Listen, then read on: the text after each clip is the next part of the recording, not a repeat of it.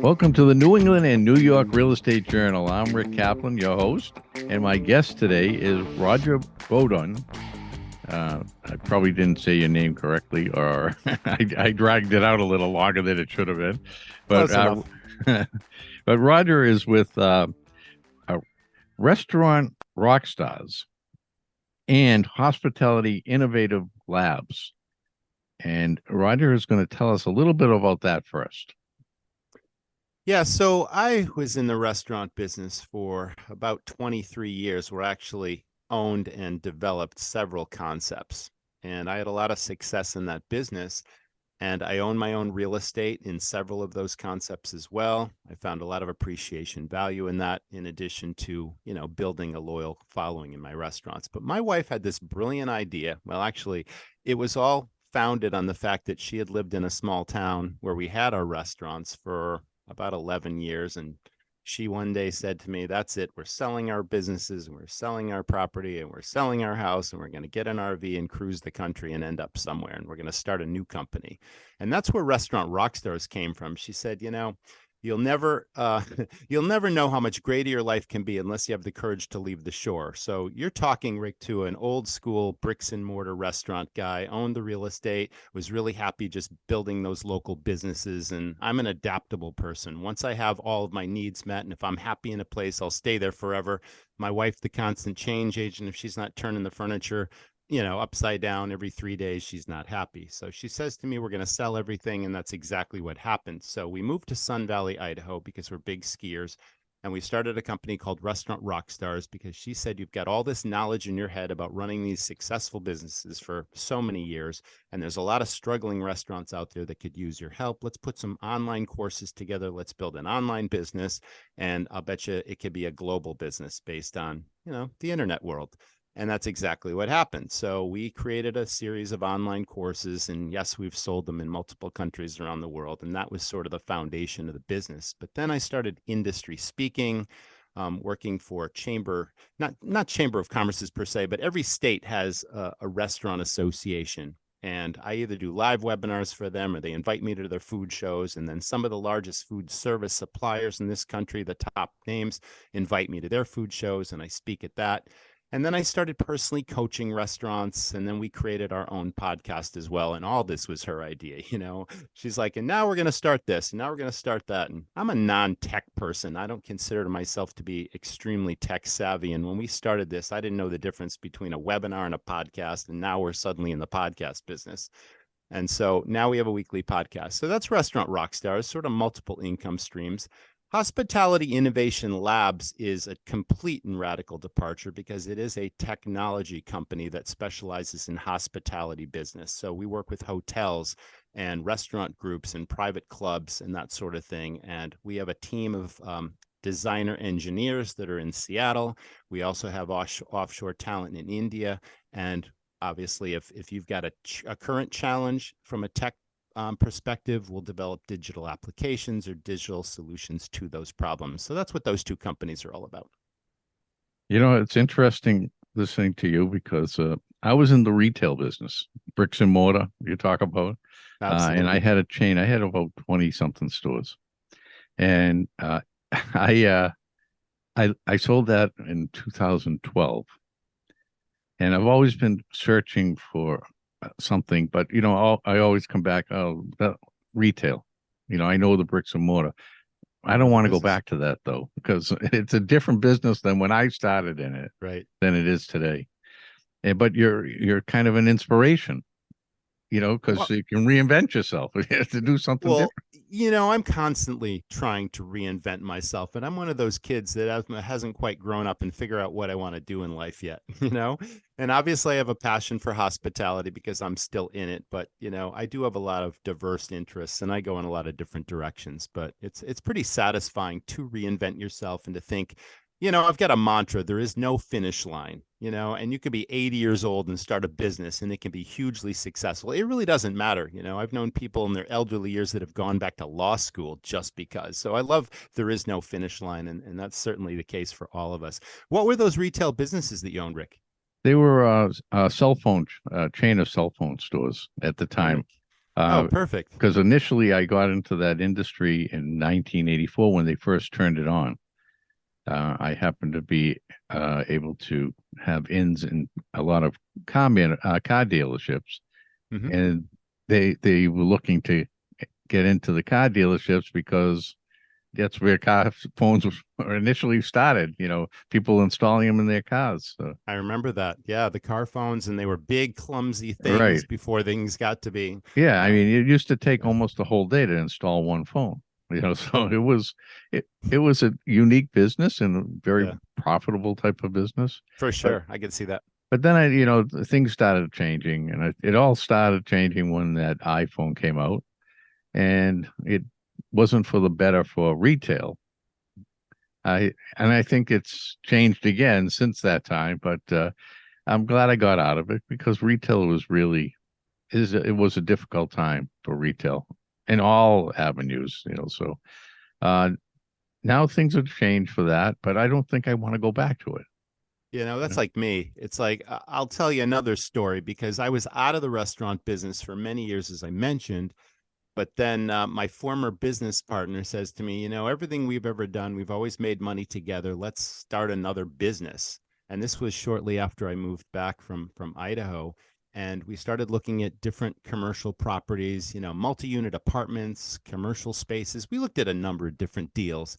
And then she comes across this restaurant that's kind of like your grandma's breakfast place, the old fashioned booths and the old soda counter and all that kind of stuff. But it had two apartment spaces over it, and the crowning gem of the property was a New England post and beam barn that was just a storage space that no one was doing anything with.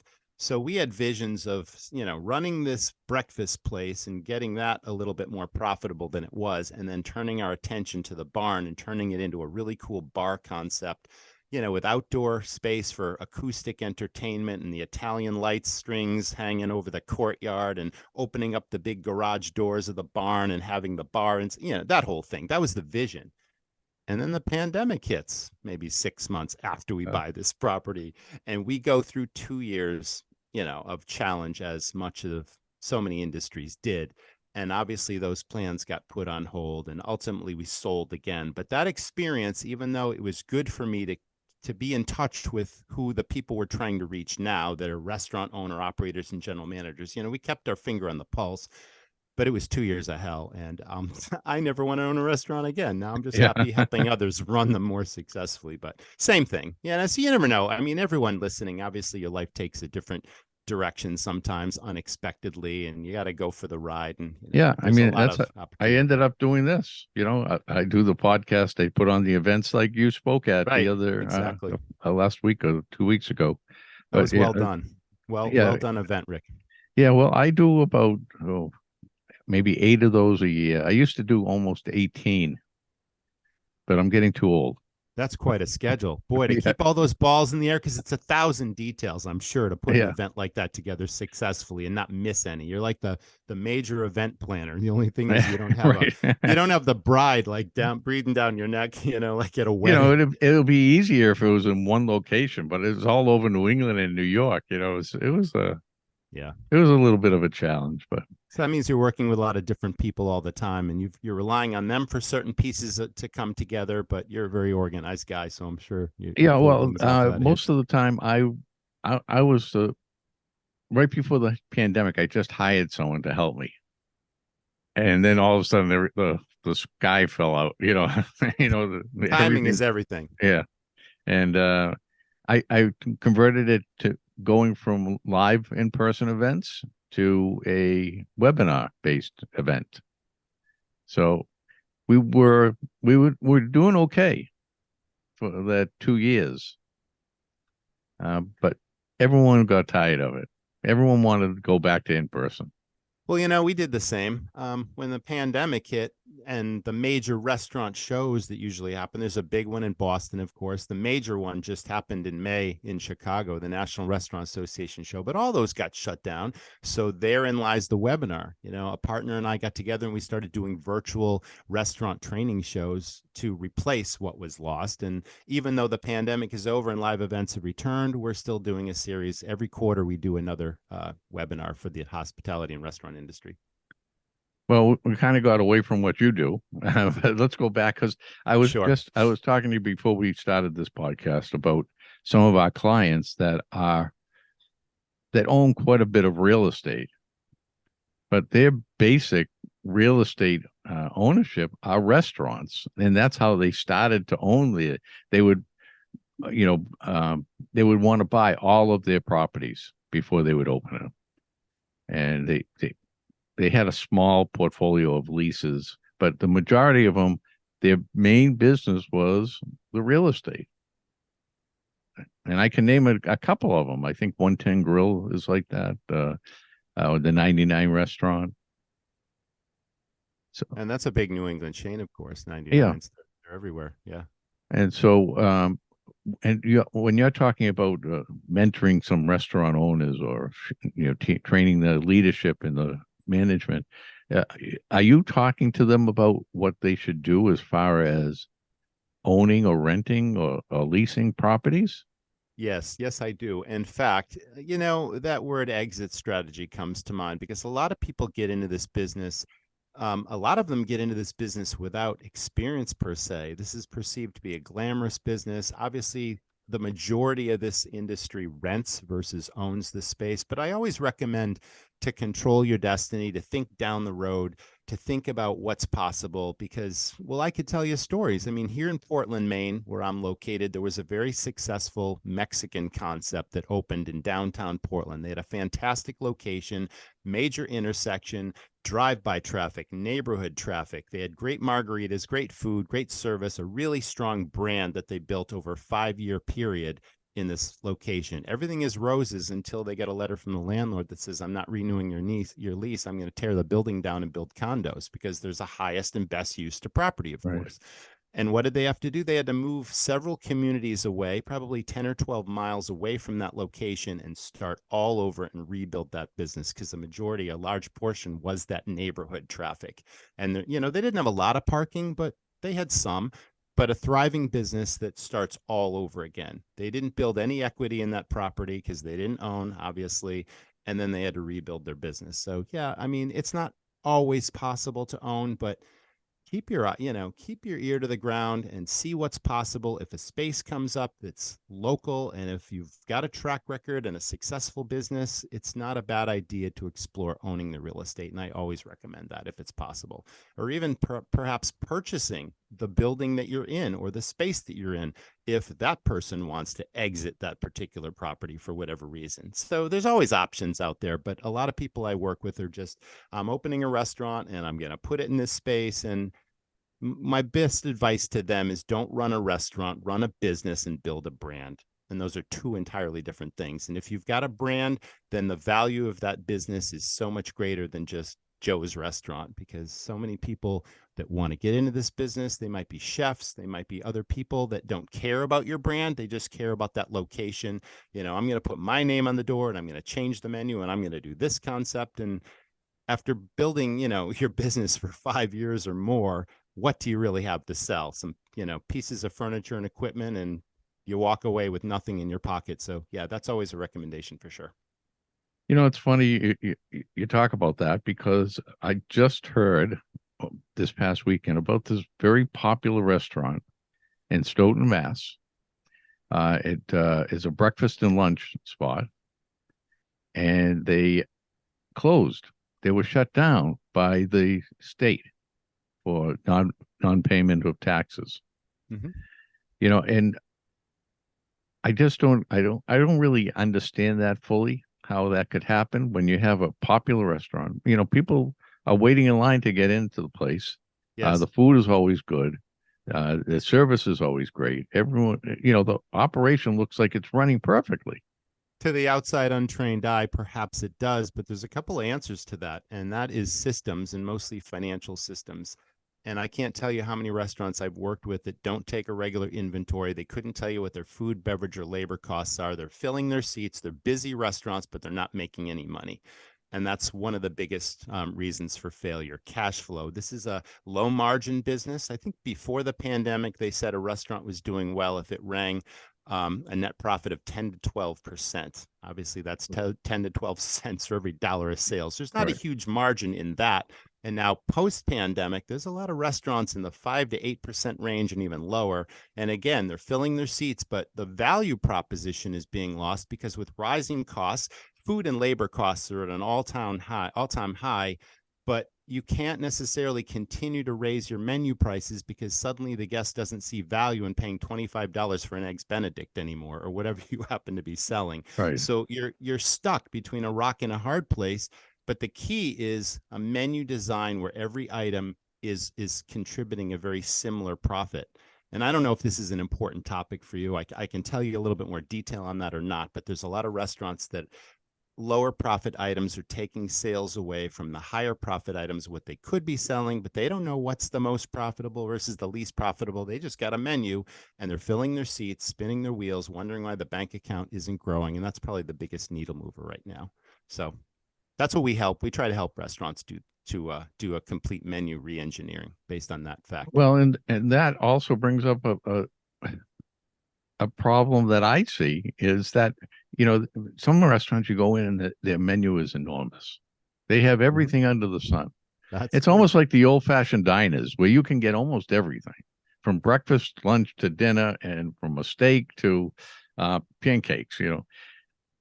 The problem I see in that is that you have so many different products that you have to keep in inventory to be able to make all these meals. In a perishable business where waste and spoilage and theft run rampant. And, one of the simple tenets of this business is cross-utilization. Don't bring in any ingredient if it doesn't go on 5 different dishes just to keep the inventory turning over. Because there's a whole lot of waste, and that's one of the reasons why margins are so low, because your food cost is huge. You're throwing stuff that you paid for into the trash. It's going bad, and you're not moving the merchandise. So I see that a lot also. So good point for sure. Well, now we have this labor issue. Yeah, well, highest wages ever. It's difficult to get the labor, but it's also the wages. Since the pandemic, now the wages have gone up.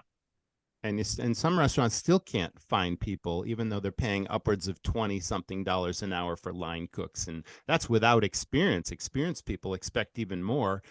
And think about the volume you have to do. Think about how much profit you have to make. Alcohol certainly helps because it's more profitable than selling food, but you need a thriving business where everything is contributing as much profit as it can. You need a trained staff that suggests upselling and telling people what we know they're going to enjoy and appreciate that doubles a check average. I mean, that's how you turn the tables and you make more money. But you're absolutely right about that. But labor's been crazy, not just for the restaurant industry, but most industries have struggled and are continuing to struggle with that. I went into a Chinese restaurant and they had a robot as a waitress or wait staff. We're seeing that. I wonder if that, does that make sense? I don't think as far as a consumer, I'm not that thrilled about dealing with a robot. I feel the same way. I mentioned the National Restaurant Association show in Chicago. I was there a couple of weeks ago, and 70% of that show was robotics companies offering similar to what you just mentioned. And I'm a huge believer in that word hospitality. Hospitality, I got a very simple definition of that. I learned a long time ago that hospitality is absent when something happens to your guest, and hospitality is present when something happens for the guest. And I believe in the human interaction. I believe in daily training of staff. I believe in going above and beyond for the customer and making them feel like they're special, even if they're a first-time visitor, treating everyone like they're a regular or an old friend. And that human touch can't ever be lost. But now restaurants can't find the staff, and rather than close certain days, I'm now behind the scenes with a robot delivering the food. And the ambiance, the reason why we go out to restaurants to celebrate, to break bread, to share with friends and family. There's something lost on that, but that's a huge trend right now. Yeah, and I can Robotic see. waiters and all that kind of Yeah, stuff. I No, mean, if you have a waiter or waitress that is has some kind of a great personality or oh some yeah, sense of humor or something, that correct. that really makes your experience much better. It absolutely does. So yeah, that's an interesting point, but unfortunately, that is a trend. I'm not sure if it'll last, but it's certainly going on right now. Because years ago, you go into some nice restaurants and the owner, he would go around to all the tables and greet For sure. everyone and ask how things were going, if Yeah. everything was to their stand and have a little conversation. It was great. You would want to go back there because now you kind of made a friend, you know. Well, hospitality is a lost art in many ways, and you're bringing up an interesting point. But when I was a kid growing up, and I'm sure you would remember the same, you'd go to a gas station and they'd clean your windows, they'd fill your tires with air, they'd check your oil, not just pump the gas, and there was a live person doing all this for Right, you, and that's called service. right. You'd go to a restaurant and there'd be a maitre d that would walk you to your favorite table, take the lady's coat and hang it, pull the chair out from the lady. It's like you don't see any of this anymore, right? That's a long time past, and now it's just and that hospitality piece has definitely been lost. So I'm a huge advocate of bringing it back. That personal human touch can't be replaced. And Right. yeah, and your staff, they need to be trained in hospitality. They need to go above and beyond. They need to be brand ambassadors for the business, not just order takers that what'll you have. That's my thing. Yeah, no, and I agree with that 100%. I go I go to McDonald's. I'm ashamed to say that, but I go to McDonald's once a week Mm-hmm. on a Saturday to get a sausage, egg, and cheese McMuffin. That's all I get, and iced coffee. And his these young people that are working that drive-up window, they're just horrible. Yeah. I mean, they're like miserable. They don't, they're not interested in being there at all. And then every once in a while, there'll be this one person that is like so pleasant to deal with. And, I know. it's just, it's crazy. I don't want to slam McDonald's, but it's funny because I picked up my wife and my kids at the airport in Boston last week, and it was, late night. It was probably like 10:30 p.m., 11 o'clock, whatever it was. And they were hungry. They hadn't eaten, right? And the kids wanted McDonald's. So we go through the drive-through in Revere or just outside the Boston airport. And my daughter has very specific requests when she orders food, and she ordered a cheeseburger, but she didn't want anything on it. She just wanted the burger, the bun, and the slice of cheese. And that was the specific order.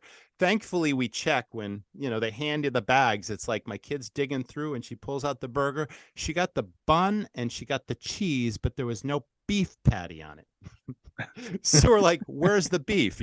So yeah, I mean, sure, human error is there, but how do you miss putting the burger on the bun? Did Well, that that's where person you really save, think my kid?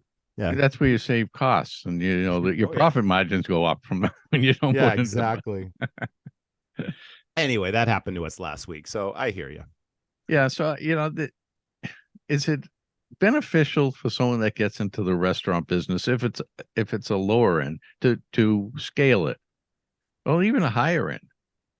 Is it better to scale a restaurant? The margins are so low, so I would imagine that you should try to have some kind of plan on scaling it Absolutely. so you can make a decent a living out of it.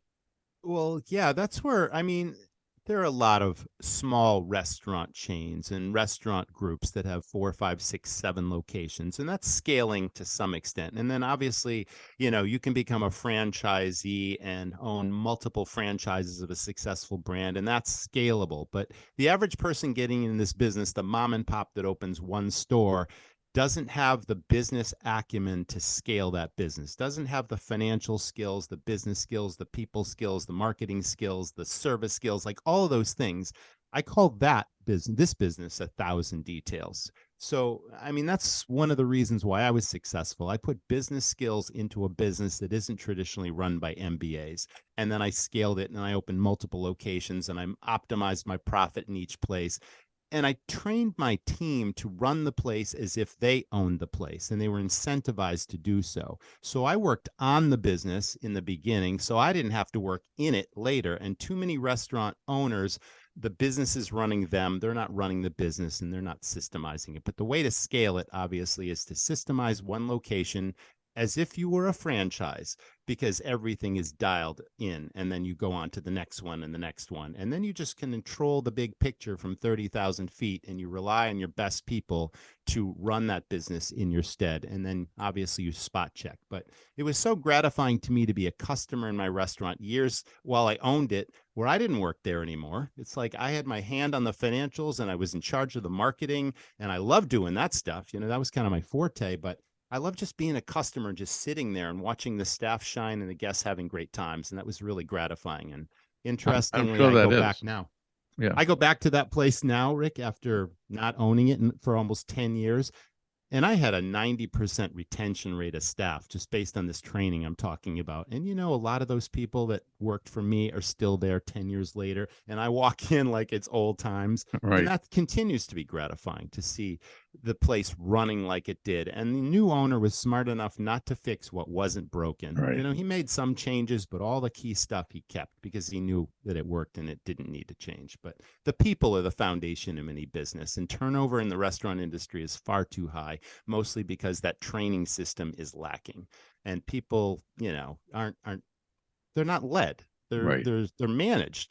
And I don't care what business we're talking about. I have a huge sort of a paradigm shift that I really want to make clear to everyone listening, because that word manager is thrown around way too often. And that doesn't mean that someone is competent or experienced to lead. It just means they were promoted to manager and they can tell somebody what to do. And that's called delegation. But a leader is someone who leads by example, who sets the stage, who recognizes talent in others, that develops and nurtures that talent, gives them additional responsibility, gives them room to make mistakes and to fail, critiques and praises positive performance, and then recognizes and rewards that performance, and then puts incentives in place for that person to run that business as if they owned it and even had to pay for it. That's when you have a dream team, when you've got people behind you that they've got your back. And, they say you've got a system if you can walk away from your business, any business, for a week, a month, or even a year. And when you come back, it's just as successful and profitable as before you left. That's when you got a system. And it takes the dream team to do that. Well, I think you're exactly right when you say that you run it as a business. So you know what you need to do and what parts of that business you need to focus on to make sure it's running smoothly and profitable, and people are coming back and returning, because retention of your clients are just as important as your employees. Absolutely essential. And I think what happens is over time, because many years when we were younger, most restaurants, most retail stores, that was their whole key, making sure the clients or their customers were always satisfied, because they knew that's the basis of their business. Those people will keep coming back. Corporate America had changed that, because corporate America, they didn't just look at it as a business. They looked at it as how they can keep their profit margins, keep growing, and which is a good part of it, but it's not the whole part of it. You need that, but you need to also make sure your clients are happy. And corporate America didn't really care about that. And I think that people that have gone into the corporate America industry have come out of it and try to open their own business, but they try to run it like a major corporation, and it won't work on a smaller basis. Because you have to be able. They don't care if they lose 50,000 customers; they'll still function okay. Because they can throw millions and millions of dollars into their advertising campaign to drive customers. So, that thought process of being a corporation, a major corporation, running a small business, doesn't work. Well, you're also talking about an interesting point in that technology keeps shifting everything forward. And back when we were younger, of course, when you mentioned that, what comes to mind is word of mouth was the best form of advertising. It's like, sure, you spent money on radio, maybe radio ads, maybe newspaper and print and all that kind of stuff. And most of that wasn't trackable, but you knew that if you treated every guest like they were the best customer, then that buzz was going to spread. This person's going to tell that person, going to tell that person, and all that kind of stuff. And that would build a business, and there was no cost to that marketing. It was free.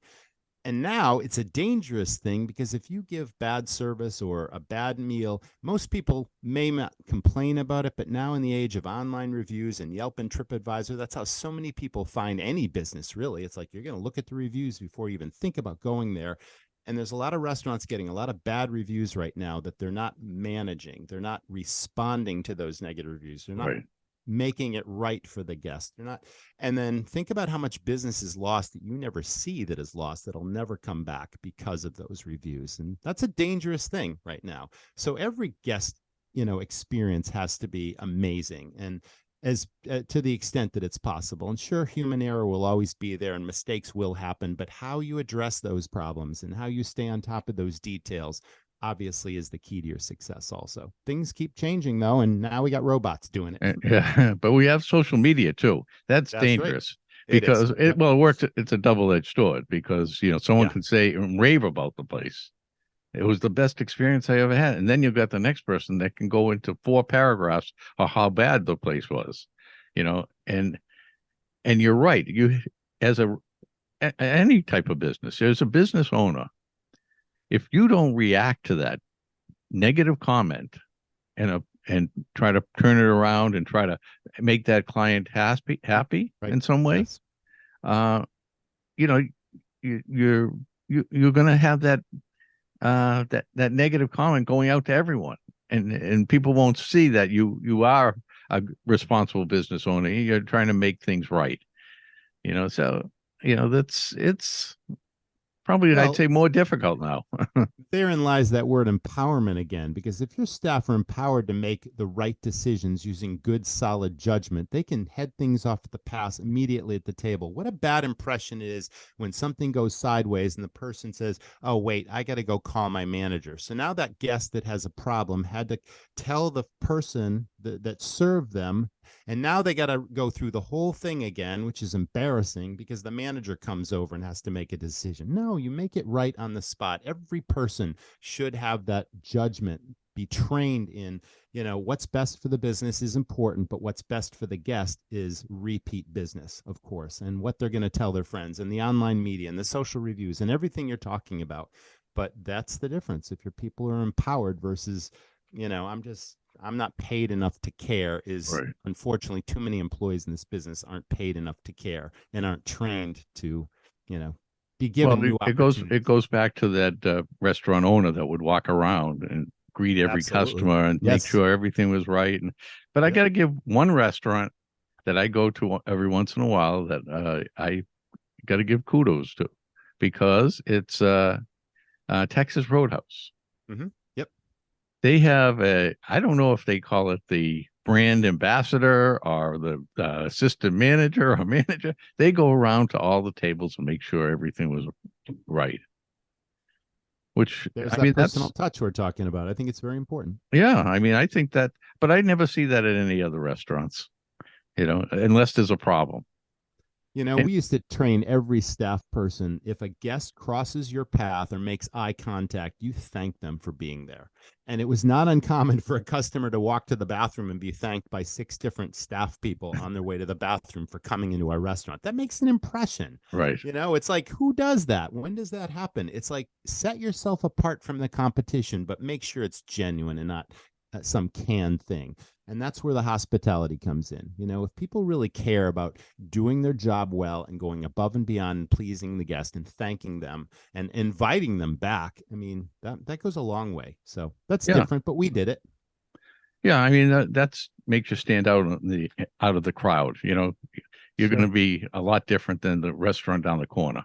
That's free marketing, Rick. Right, it doesn't cost anything. It's like they're there anyway. And it's like, if they can do anything to build relationships, and that's where I always insisted that my staff recognize everyone within 3 minutes. So if a new table was sat, it's like someone had to go up to that table, recognize them, and tell them who their server was if it wasn't the server. And then when the server got there, they had to say, "Hi, my name is Patricia. My name is Sally. My name is John. Welcome to so-and-so." It was like the greeting. And that Right. builds a rapport instantly. And then through that humor that you mentioned and the unique personalities of our team, that's what brings people back again. And then chances are they're going to ask for that person the next time they come in. That was huge. We had staff that built their own loyal followings of lots and lots of guests that loved that particular person and always asked for them.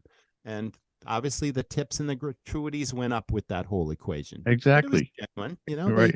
I mean, They love serving the public and being. yeah, the staff will make more money as far as what kind of That's right. tips are being left as well. Right. Exactly. I go to a restaurant once a week, the same restaurant every week, and the staff there they're just incredible. They're just so friendly, and now you know them.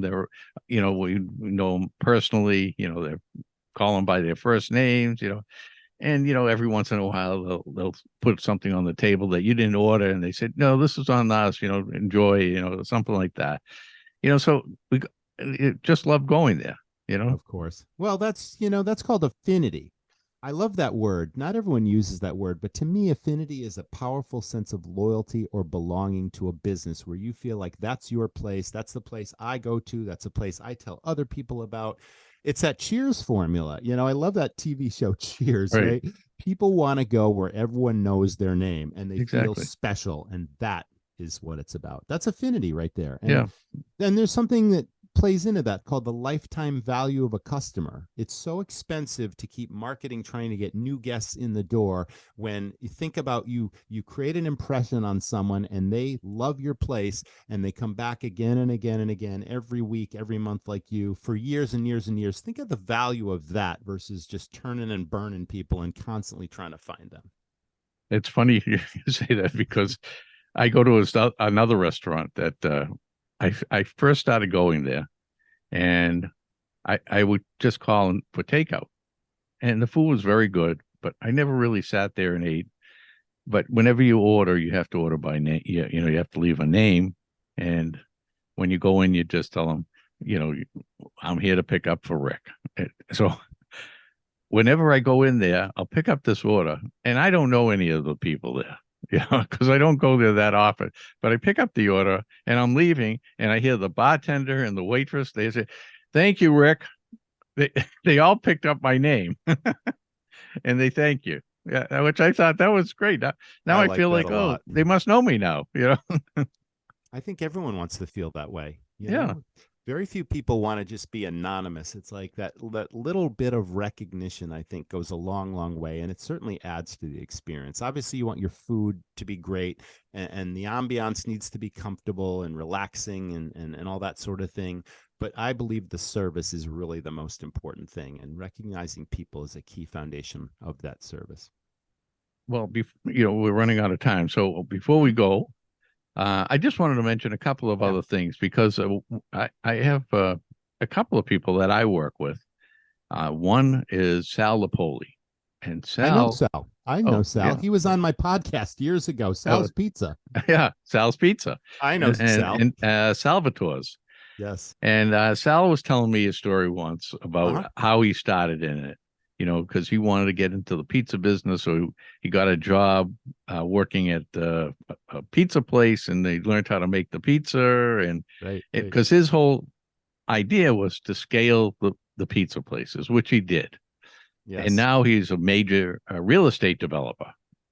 He has since sold a lot of his restaurants, but his main goal was to get into real estate developing, and that gave him the ability to do that, the restaurants. And the other one is Joe Farrow in Tuscan Kitchen.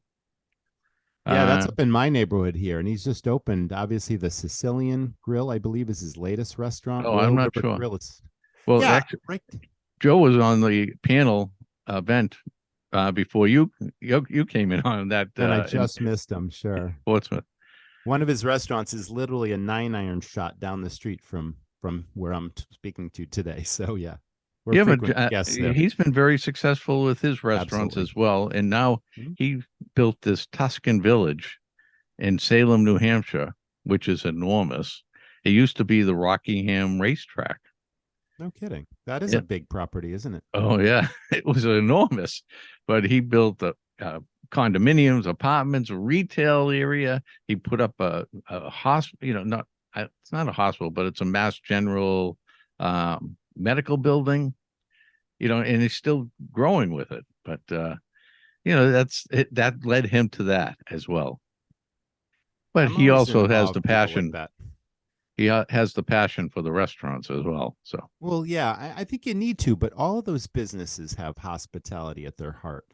And that's the way that they're successful in scaling, And when I speak of a business, it's multiple industries and multiple concepts all around a real estate development. But the way every person is treated, either as an employee or as a guest or as a resident or whatever it is, makes a property successful. And it takes all of that to happen. well, I also think if someone's willing to put in the hard work Mhm.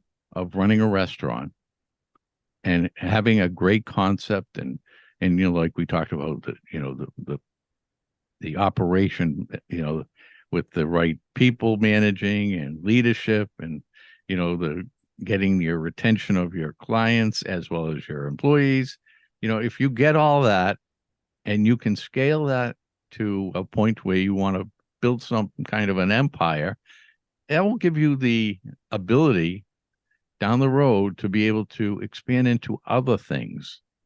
And if once you can do that, you're talking about building a great wealth, because it's all business. It's not just a restaurateur. You have to be a businessman or a woman to do it. Yeah, So I'm in awe of all those type of developments. It's funny because when I was in graduate school a long time ago, I thought I wanted to be a commercial real estate developer. That seemed like a really glamorous business. And it back then it was like this old boys school where you had to know somebody or you had to go to the Wharton School of Business or whatever to get those top jobs. I think there was a company back then called Spalding and Sly that was hot. And obviously, yeah, there were developers in downtown Boston putting up these beautiful skyscrapers, and I thought I wanted to be part of that. And I'm still fascinated with the business, but it's amazing what a development will do to be a draw to an area that traditionally wouldn't be a draw, but now draws from large geographic areas because of the amenities and the strategy and the plan behind it. Here in Maine, there's a new project going in called Rock Row. I believe it's being developed by Waterstone Properties, but it's a medical campus. It's going to be a residential building. It's going to be office space. It's restaurants. It's bars. It's a supermarket. It's Starbucks. It's everything kind of around the rim of this old quarry. And it's a really spectacular space. And they even have plans for that too. So, it's right off of 95. They've got two exits that lead right to it on yeah, 95 north and south. And wow, it seems like all the pieces are in place. And it takes a vision to do that, right. and the And people that listen to you have you that have to vision. give Josh Levy is the one that had the vision on that. Oh, And no, you're familiar with it. Sure. my son worked for them, and he Oh, worked on that project. yeah. So my son, that's what he does. He's a developer. You know, he works for developers, and I'll just remember we were going up to Maine, and he showed me the property, and it was an old, what do they call it, gravel pit or whatever they want to call it, Yes. and Right. it was just all the dirt, and they had the big quarry there. It was Hmm. nothing, some old broken down buildings on there. It was a lot of land, but it was a great spot right off the highway. And like I don't know, it was like 2 years later, he brings me there, and he's there's a market basket, and they got all these the nice landscaping, and then they put a concert venue in there for a That's couple true. of That's years. part of it as well. Yeah. Yeah, it was a great thing, but he moved on. He's doing that now for someone else. He's working on similar projects like that. But the thing is that when you start off from just the dirt, And then you go there and you see these buildings that were put up and the beautiful landscaping around it. And you go in, you, it's a kind of a sense of accomplishment. Huge. Yeah. I started Huge. this Yep. from nothing and now look I at know. it, I know. Yeah. Again, it takes a vision. Yeah. Obviously, it takes the coordination of lots and lots of talented people to bring those things to fruition, but it starts with a vision and an inspiration and being able to see around corners and location and strategy and what's going to play off of what and how it all gets tied together so that there's cohesiveness of the project and all the tenants align. I mean, all these things go into it. I don't need to tell you that, but I'm fascinated by it. Yeah, and that's why you see a lot of these guys that have been in this business. They got in when they were young, and now they're in their 90s, and they're still going to work every day because it's an exciting type of operation. They love It's it. not work to them, No, it's it's not not. work. It's like it's what they do. It fuels their passion, it feeds their soul, and it's like it's part of who they are, and they'll keep going until they can't anymore. I mean, I Exactly. totally agree with that. Yeah, That's a great philosophy to have. it is. And everyone should be doing something they enjoy doing. No question. Yep. It's well. Hey, Roger, it's been great talking with you. If someone wanted to get a hold of you, how would they reach out to you? Okay, they can reach me at two emails. Roger is spelled Roger, so it's Roger at restaurantrockstars.com, and stars is plural. Roger at restaurantrockstars.com, or Roger, Roger, at hospitalityinnovationlabs.com. If they're interested in hospitality technology, they can reach me that way as well. They can also, if they watch the video, it will be on all your information will be at the end of the video on YouTube, also on the NEREJ.com videos on our website. We list all your emails so someone can get a hold of you that way. And we'll also put the different companies of the Restaurant Rockstars and Hospitality Innovation Labs, so they'll know who they're talking to. I certainly and appreciate that. It's been a pleasure. And it's been a great change of pace for me because I always talk about the real estate end of this. This kind of had a little bit of both, so I really enjoyed talking with you, Roger, and I'm sure we'll talk again soon. I'm glad we met, Rick, and thanks again for inviting me to your panel down in Portsmouth a couple weeks back. It's That my was a lot of pleasure. fun for me. Thank you, Roger. Until Thanks. next time, I'm Rick Kaplan. Stay well, everyone. Thank you.